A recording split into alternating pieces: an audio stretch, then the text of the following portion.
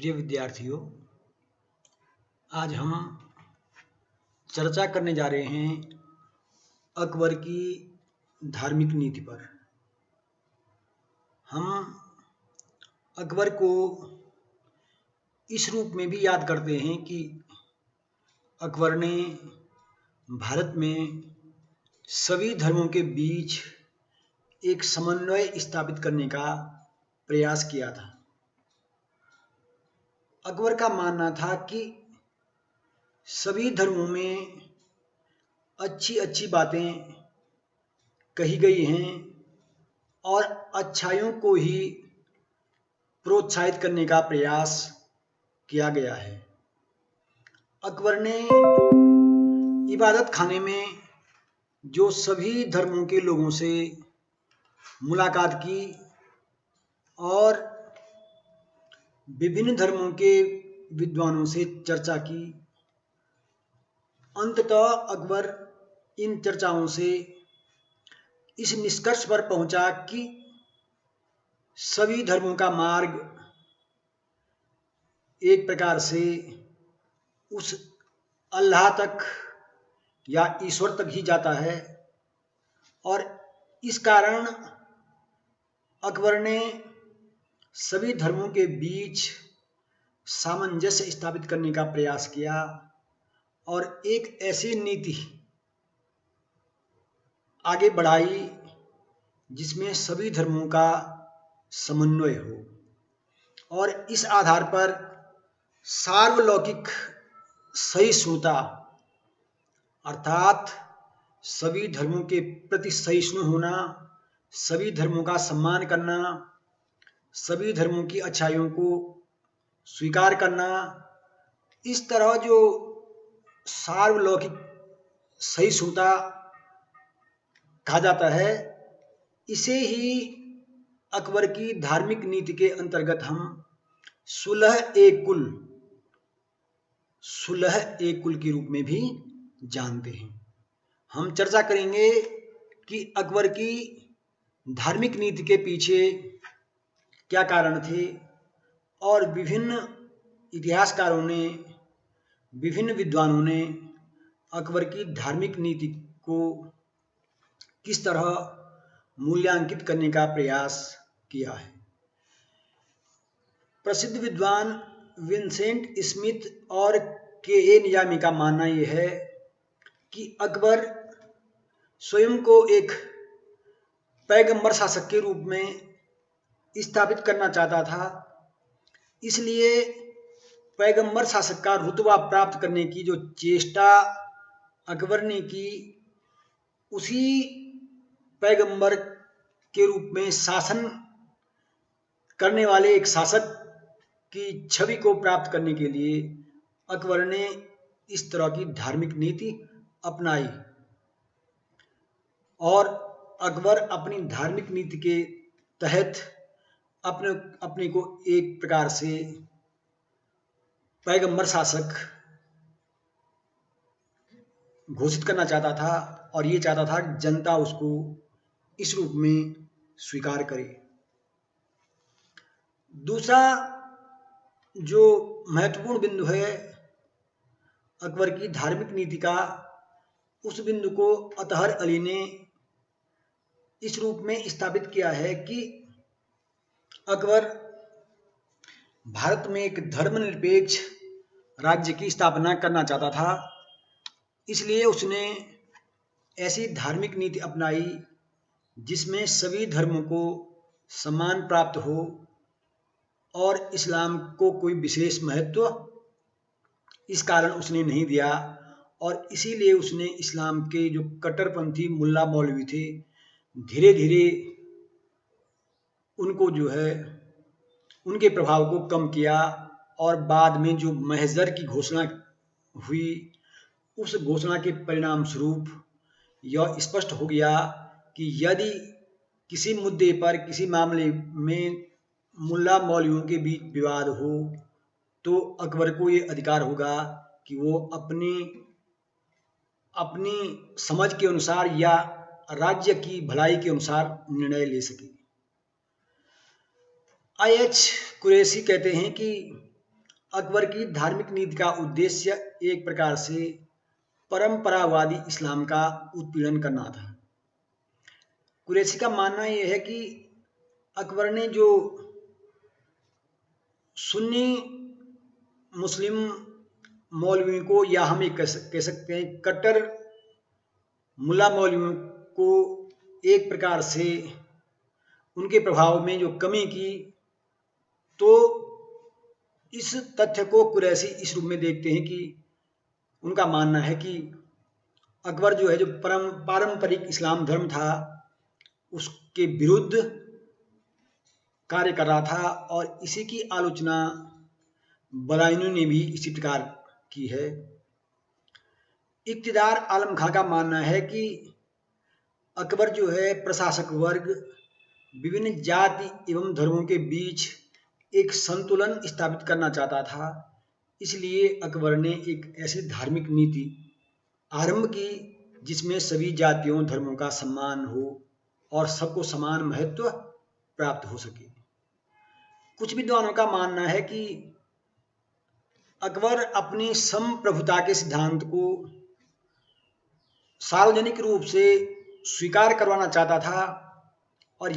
उसने इस बात का इस सिद्धांत के अंतर्गत विशेष ध्यान रखा कि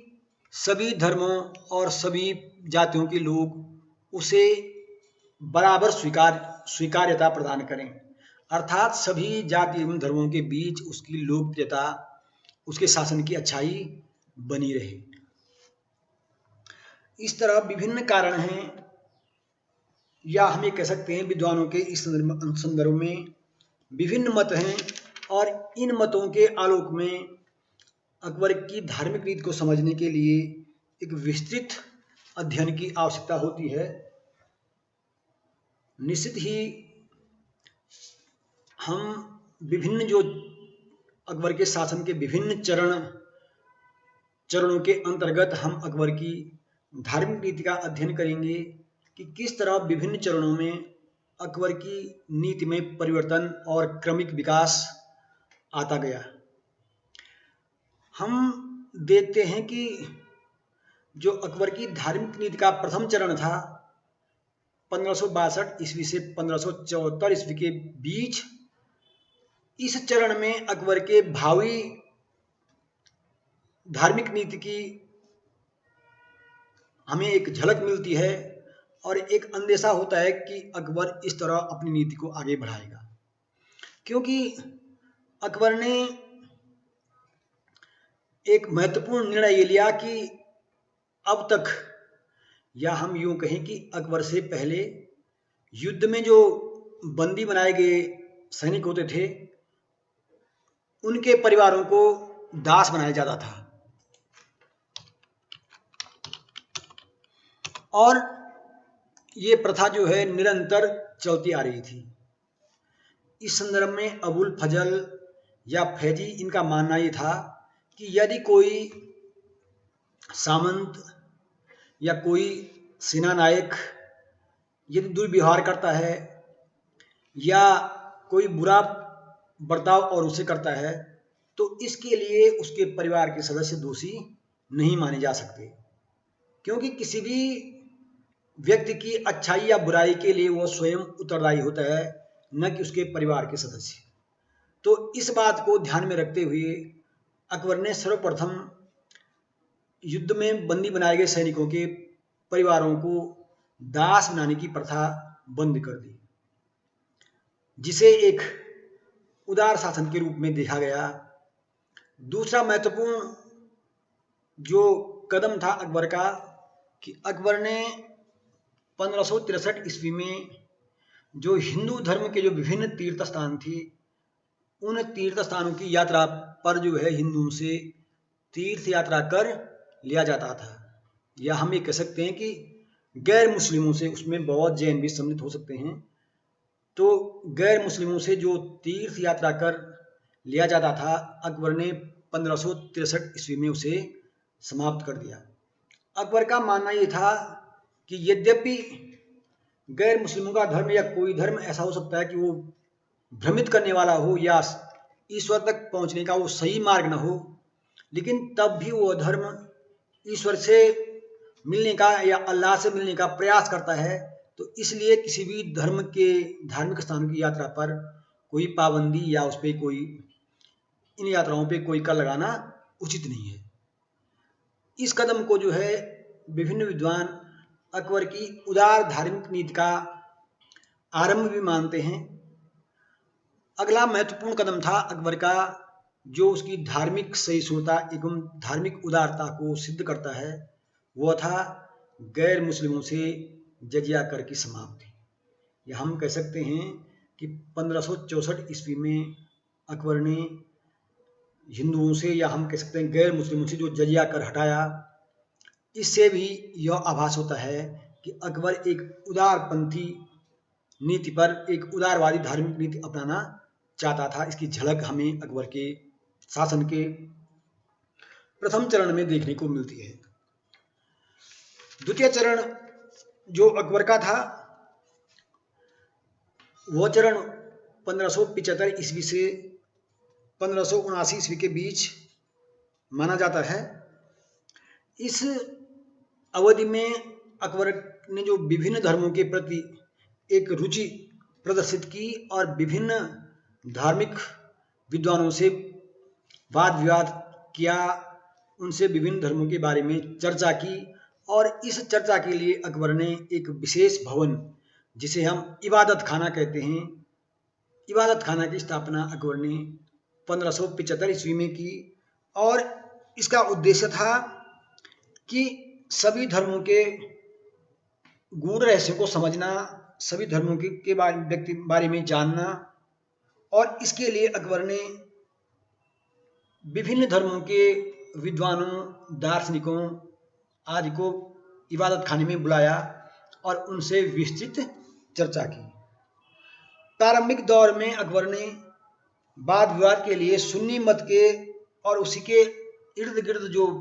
विद्वान थे, सुन्नी विद्वान, उनसे चर्चा की। किंतु बाद में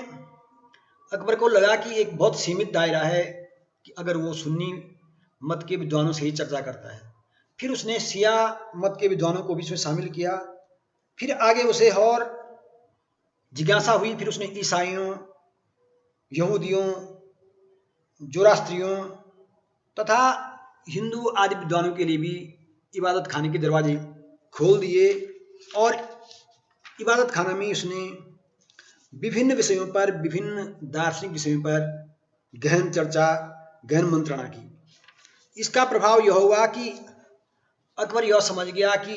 सभी धर्मों में अच्छाइयाँ हैं और किसी एक धर्म को हम ये नहीं कह सकते कि अच्छाई सिर्फ इसी में है या दूसरा धर्म क्या है, बुरा है। इबादत खाना में हुई चर्चाओं से अकबर का ये दृष्टिकोण विकसित हुआ, जो आगे उसकी एक सुस्पष्ट धार्मिक नीति के संचालन में महत्वपूर्ण कदम साबित हुआ। अकबर का यह अब इन चर्चाओं से अकबर की यह धारणा दृढ़ हो गई कि ज्ञानी पुरुष सभी धर्मों में पाए जाते हैं तथा यह भी सत्य है कि एक धर्म व विशेषकर इस्लाम की बपौती ही नहीं है कि सत्य वही कहे। अर्थात अकबर का मानना यह था कि सत्य किसी एक धर्म,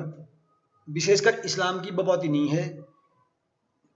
और केवल सत्य इस्लाम ही कहे ये भी आवश्यक नहीं है। सभी धर्मों में सत्य को स्वीकार किया गया है और सभी धर्मों में अच्छे विद्वान पाए जाते हैं, सभी धर्मों में अच्छाइयाँ हैं। द्वितीय चरण की दूसरी महत्वपूर्ण उपलब्धि रही महजर की घोषणा। 1579 ईस्वी में जब इबादत खाने में जो वाद विवाद होते थे, उससे अकबर का जो भ्रम निवारण हुआ, तो अकबर अब इस बात के प्रति सचेत हो गया कि जो कट्टरपंथी विद्वान थे वो बहुत बार इतने क्रोधित या इतने आक्रोशित हो जाते थे कि दूसरे धर्म के विरुद्ध अनाप शनाप बोलने लगते। और ऐसे में अकबर को लगा कि क्या ये वही विद्वान हैं जिन्हें समाज में इतना सम्मान है, जिनके अंदर थोड़ी भी सहनशीलता नहीं है तथा जो बात बात पर आपा खो देते हैं, दूसरे धर्म के विरुद्ध अनाप शनाप बकने लगते हैं। तो इससे अकबर का जो भ्रम निवारण हुआ, उसे अकबर ने इस बात पे अकबर दृढ़ हो गया कि विद्वान होना या धार्मिक विद्वान होना ही किसी बात की अच्छाई के लिए आवश्यक नहीं है, और विशेषकर राज्य के कल्याण के लिए केवल कट्टरपंथी विद्वान ही आवश्यक नहीं है। विभिन्न अवसरों पर अकबर को ये महसूस हुआ कि कई विषयों पर जब धार्मिक विद्वानों से राय ली गई तो उनकी राय कहीं ना कहीं पूर्वाग्रह से ग्रसित या दूसरे धर्म के प्रति विद्वेष की भावना से दूषित होती थी। इसलिए अकबर ने महजर की जो घोषणा की उसके पीछे एक प्रमुख कारण यह भी था कि जो उस समय अकबर के धार्मिक मामलों का सदर उस सुदूर के पद पर नियुक्त शेख अब्दुल नबी था, उसके विरुद्ध जब अकबर ने जांच करवाई तो जांच में यह पाया गया कि शेख अब्दुल नबी ने विभिन्न आर्थिक मामलों में या धार्मिक अनुदानों में मदद ये मास या अन्य उसमें बहुत गड़बड़ी की, और उससे अकबर का ये विश्वास हो गया, अकबर का यह विश्वास दृढ़ हो गया कि धार्मिक व्यक्ति भी भ्रष्ट हो सकता है। और इसका परिणाम यह हुआ कि अकबर ने विभिन्न विषयों पर धार्मिक विद्वानों से मंत्रणा करने के पश्चात एक इस तरह का दस्तावेज तैयार किया जिसमें उसने यह घोषणा की कि यदि किसी विषय पर धार्मिक विद्वानों के बीच मतभेद हो तो बादशाह को यह अधिकार होगा कि वह प्रजा की भलाई के लिए फरमान जारी कर सके और कुरान की व्याख्या कर सके, बशर्ते कुरान के नियमों का उल्लंघन न होता हो। इस घोषणा को ही महजर कहा जाता है। अकबर ने अगस्त-सितंबर 1579 में यह दस्तावेज जारी किया और इससे स्पष्ट हो गया कि यदि किसी मामले में धार्मिक विद्वानों के बीच मतभेद हो तो बादशाह को प्रजा के हित को ध्यान में रखते हुए उस पर स्वयं निर्णय लेने का अधिकार होगा। यह अकबर की एक बहुत बड़ी उपलब्धि थी और इस तरह उसने कट्टरपंथियों पर एक प्रकार से रोक लगाने का प्रयास किया और इस तरह अकबर को सुल्तान आदिल अर्थात न्यायप्रिय शासक की उपाधि की वैधता एक प्रकार से सिद्ध हो गई। यद्यपि इस संदर्भ में विभिन्न विद्वानों में मतभेद हैं, कई विद्वान इसकी आलोचना करते हुए अकबर को महजर की घोषणा उचित नहीं मानते हैं, जो कट्टरपंथी विद्वान हैं, परंतु राज्य हित में अकबर का यह कदम स्वागत योग्य माना जाता है। अकबर की धार्मिक नीति का अंतिम चरण था 1579 से 1605 ईस्वी तक। अब जो है इस दौर तक आते आते अकबर जो है कट्टरपंथियों के प्रभाव से मुक्त हो चुका था। वह आध्यात्मिक एवं लौकिक शक्तियों को अपने अंदर समाहित होना स्वीकार करता था और इस तरह अकबर का मानना यह था कि बादशाह में आध्यात्मिक एवं लौकिक शक्तियों का समावेश है। वह जो है न्याय के रूप में एक सूर्य की किरण की तरह है, जो सूर्य सबको बराबर प्रकाश बिखेरता है, इसी तरह बादशाह भी एक सूर्य की तरह ही सबके साथ समान न्याय करता है। इस तरह अकबर ने एक ऐसा आध्यात्मिक अपने आसपास एक आध्यात्मिक वातावरण तैयार किया कि इन आध्यात्मिक प्रभावों के कारण अकबर ने एक, जो हम कहते हैं एक नया धर्म भी कहते हैं कहीं उसको, लेकिन एक मत स्थापित करने का प्रयास किया जिसे हम तौहीद ए इलाही के नाम से जानते हैं। सामान्य तौर पर इसे आम जनमानस के बीच दीन ए इलाही के रूप में जाना जाता है, जबकि वास्तविक रूप से इसे तौहीद ए इलाही कहा जाता है। यद्यपि यह कोई संप्रदाय नहीं था, परंतु अकबर का क्या था, एक सभी धर्मों के बीच एक अच्छाई का निचोड़ जो था, उसी निष्कर्ष को अकबर ने तौहीद ए इलाही के रूप में प्रस्तुत किया, जिसे हम सामान्य तौर पर दीन ए इलाही के रूप में जानते हैं। अकबर ने अपने इस मत को किसी पे थोपा नहीं। इसके लिए ये शर्तें रखी गई कि कोई भी जो मुसलमान, हिंदू, पारसी, जैन आदि के व्यक्ति इसको स्वीकार कर सकते थे, माने तौहीद इलाही के मत को स्वीकार कर सकते थे,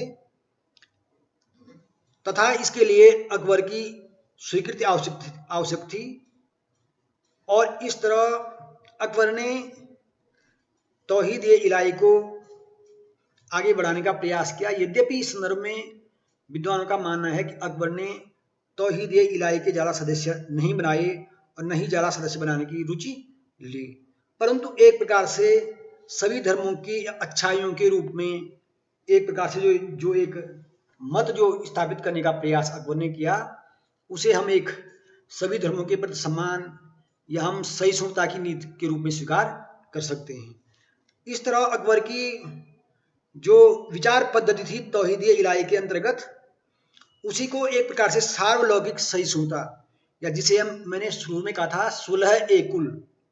के रूप में जाना जाता है। मैंने सभी धर्मों की के प्रति जो धार्मिक सहिष्णुता है, जो एक सार्वलौकिक सहिष्णुता है, उस नीति को स्वीकार करते हुए जो सुलह ए कुल की नीति के रूप में भी हम अकबर की धार्मिक नीति को जानते हैं। इस तरह सभी धर्मों के प्रति सम्मान प्रकट करना, सभी धर्मों की अच्छाइयों को स्वीकार करना, यही एक प्रकार से सार्वलौकिक सहिष्णुता है और इसे ही सुलह ए कुल कहा गया है, जो कि अकबर की धार्मिक नीति का एक महत्वपूर्ण पक्ष रहा है।